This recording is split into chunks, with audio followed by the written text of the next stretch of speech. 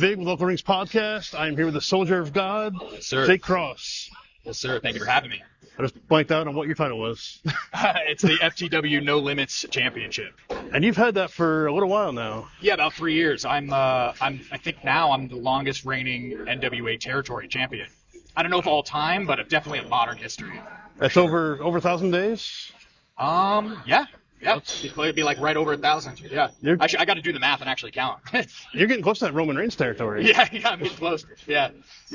So how does that feel being good? I mean, so I won it before we were in NWA territory. Or no, that's not true. I won it the night that we started being in NWA territory. We did the invasion shoot. So we took it off the former champion, put it on me to kind of kickstart the relationship between FTW and NWA as like this is kind of treated as that title. So yeah. I've got a shout out. We are at FTW in St. Pete, Florida. FTW is not just a school, but also the promotion that they're fighting for. I've been trying to shout them out in all the interviews. Highly recommend the school for sure. Yes. Yeah, Mike Mondo, Natalia Markova, and Brian Idle. It's hard to find better teachers. Yeah, it's an amazing trio of instructors because you don't find that at any other school, especially not three people that are that amazing at what they do. So it's definitely, you got Natalia and Brian that kind of teach you like the basis of how to work and how to like do pro wrestling and like what it takes to get yourself started. And then Mike Mondo is more of like the fine tuning, kind of like, hey, you're here, time to get to the next level. And he's a great basis teacher too. But like, it's nice to have that blend of the three. You know what I mean? So, but yeah. You guys had a pretty phenomenal guest teacher not too long ago. Oh yeah, yeah, no pun intended. Yeah, we had AJ Styles as a guest teacher, and that was really cool to see. He's at least in the Mount Rushmore or in top 5 greatest in-ring performers of all time. So. Very cool to see. So I'm personally bitter that we never got him and Shawn Michaels. Right, yeah, we should have got him and Shawn Michaels. We should have gotten CM Punk, Stone Cold. We should have gotten Undertaker, Sting. There's some of those fantasy ones, and that's one of them. AJ Styles and Shawn Michaels for sure. Yeah. What was it like working with him in school? It was cool. I was injured at the time, so I was there. I wasn't wrestling around in the ring that night. I had a hairline fracture in my tailbone, and I had broken the side of my hand and my finger. So I was kind of on the shelf for that, but I got to still be there, talk to him, and get advice and stuff like that. It was really cool. So, but yeah, I was disappointed I didn't get to wrestle around in front of him because it just would be a cool thing to say that you did, But yeah, sometimes you got those injuries that debilitate you for a little bit, and then you gotta, get back into the ring. So. Are you still dealing with that now? No, my tailbone's good. I mean, I had the splint on my hand for a little while. It's still like jagged, but it's not broken. Like I can move it in a fist. I had to do hand therapy for a while, like that kind of like hand putty that you squeeze real stiff. It kind of just gets you into like being able to move your hand to get it more mobile again. So you can still see it. It's still kind of broken. It's movable. I could wrestle around. I could take a bump because I wasn't able to slap out for a while. I had to like cheat it. I had to slap with this hand, and then I had to like bump it with my elbow because I couldn't slap my hand against the ground. You're not exactly giving nights off with this title. Like that's basically the hardcore title of FTW. I'm sorry, say that again. You're not really allowed to take nights off with this title. You're doing the hardcore type matches. Yeah, you just gotta suffer through it. You just gotta suck it up and get in there. So, I think every match I've seen has tables, chairs, I think thumbtacks. Oh yeah, last time me and CMC we introduced some thumbtacks in there. I want to at some point. I mean, I don't know when. There's two things on my bucket list. I want to play with fire.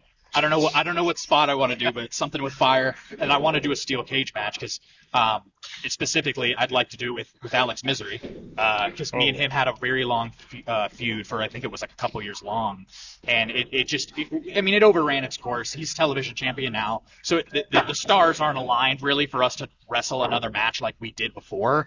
But I think the cherry on top of something like that to kind of like put a period on that feud that we had would be a steel cage match. That's one steel cage match with Alex Misery and Fire at some point. Those are kind of my two in-ring bucket list things. So might be able to do both at the same time. Yeah, I know, right? Yeah, he's a little crazy. Yeah. So going back to the beginning, like what got you into wrestling, like way back when? So I was always into it when I was a kid. My parents were martial arts fighters. My dad was a professional kickboxer. He had his own gym. He had his own kickboxing gym in school. That's how he met my mom. So I had always been into pro wrestling, but I had gotten into MMA and did high school wrestling for a very long time.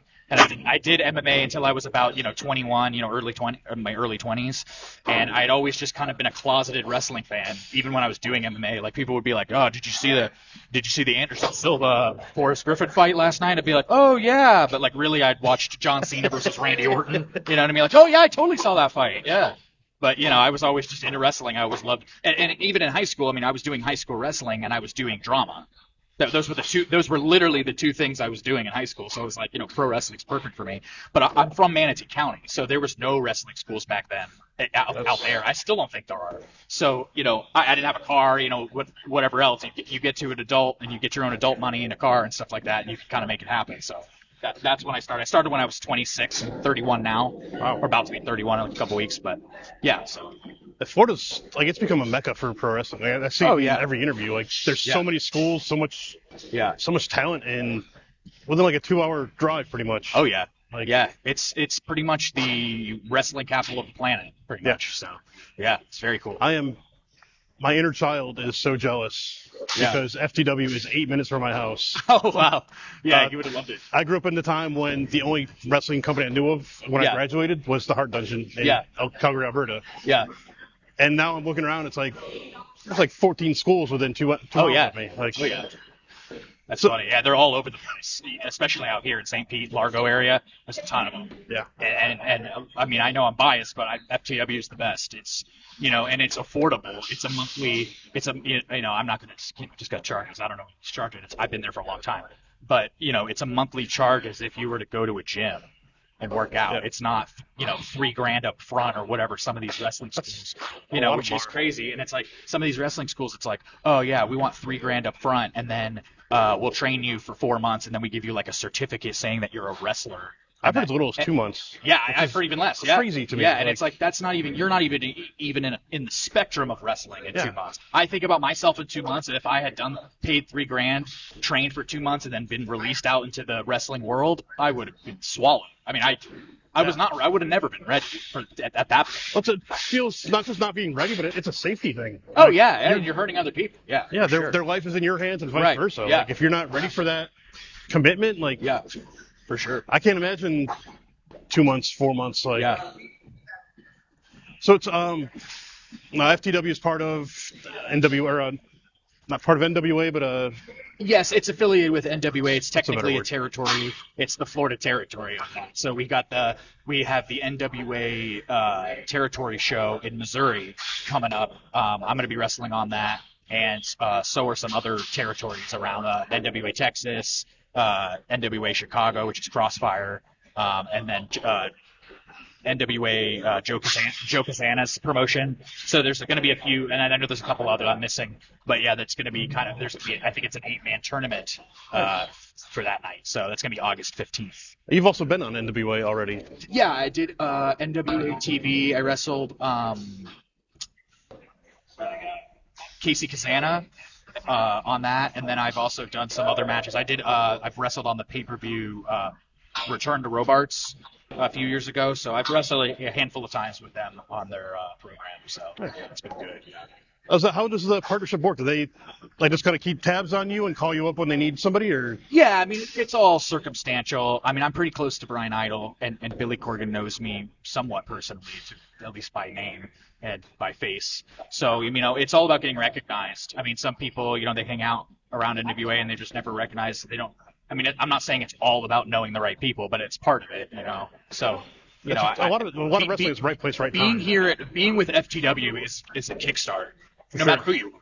I mean, you could be a mediocre, half good wrestler, and you still have a better chance at being on the NWA by wrestling at FTW and going to our school than if you're amazingly talented and you're wrestling in a garage with some weirdo. You know what I mean? So it's definitely a kickstart that helps you a lot. It's all about right place, right time, and a lot of things, and having guys like Mike Mondo, Natalia, and Brian watching you at all times. And Natalia, they've all three of them have been great, and especially Natalia's, she's always gone to bat for me, and So I owe her. She's always been great, always been encouraging. So, and Brian, of course, I've known him for a long time. I'm real close to him. Mike Mondo started with us a couple years ago, and he's been great. I mean, he's been, as far as because we've always had Brian and Natalia, and we've kind of had some other trainers kind of as the guest trainer for the in-between here and there. And Mike is kind of the one that was the in-between trainer, but kind of became permanent, and he's been the best by far. I mean, I've never been, because I wrestled a dark match with him on NWA when he was doing a dark match when he was getting started in NWA, and it was I've never experienced someone to that level in wrestling. I mean, I've wrestled a lot of people, and it's next level. He's got an intensity about him. Oh yeah. It's. Oh yeah. And it's, I mean, and he's not gonna hurt you in a working way. If you don't know him, he's not stiff. Yeah, he's not stiff. Yeah, that's great. I walked into your school the one time, and he met me at the door, and it's like, I don't belong here. Yeah, right. Yeah, yeah. It's intimidating. Yeah, yeah. It's intimidating. I'm a little taller, so that helps me out a little bit. But that's all I got on him. I'm taller, but he's wider and right. Yeah, and he's just huge. Yeah, he's like the Hulk. Yeah, yeah. So it's awesome. I'll try and wrap it up because I know we got all this going on. I got 2 final questions for you. Of course. Wrestling's all about those big moments. Yes. What is your favorite moment in wrestling, whether something you did or something that inspired you? I think